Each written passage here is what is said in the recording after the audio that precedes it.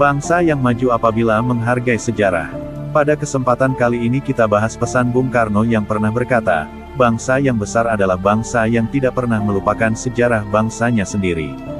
Perlu bosku ketahui Indonesia merupakan negara yang memiliki banyak sekali sejarah, dari zaman prasejarah hingga zaman reformasi sekarang ini. Sejarah memiliki nilai yang sangat penting dan berharga di kehidupan masa depan, karena anak cucu kita nanti akan mengetahui bagaimana bangsa ini berdiri, bagaimana perjuangan untuk mempertahankan bangsa ini, dan bagaimana kehidupan masyarakatnya. Seharusnya Indonesia belajar dari negara-negara lain, mengapa mereka bisa lebih maju daripada Indonesia. Tidak ada bangsa yang maju tanpa memahami sejarah bangsanya. Amerika Serikat, China, dan negara-negara di Eropa misalnya, bisa maju karena warganya menghargai sejarah dan menauladani para pahlawan mereka. Coba kita tengok ke belakang, di abad ke-5 misalnya, bangsa ini bisa membangun Borobudur yang megah dan berdiri kokoh hingga kini, bangsa Eropa sudah bikin apa?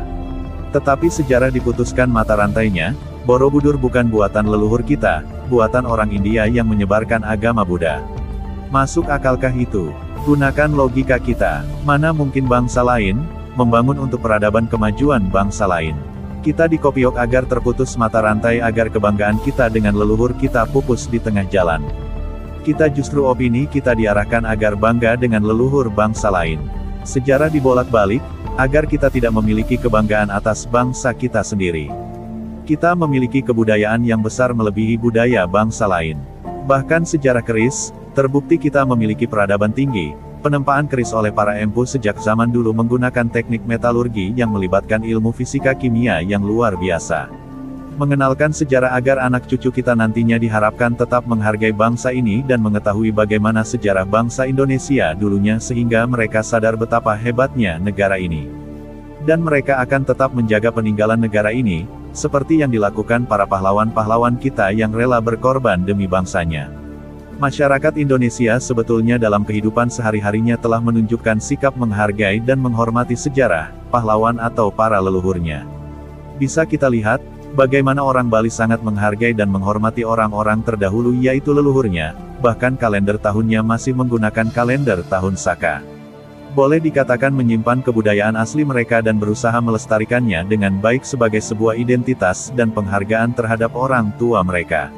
Orang Jawa yang berkiblat di keraton terutama Yogyakarta, masih nguri-uri budaya adat istiadat Jawa warisan leluhurnya.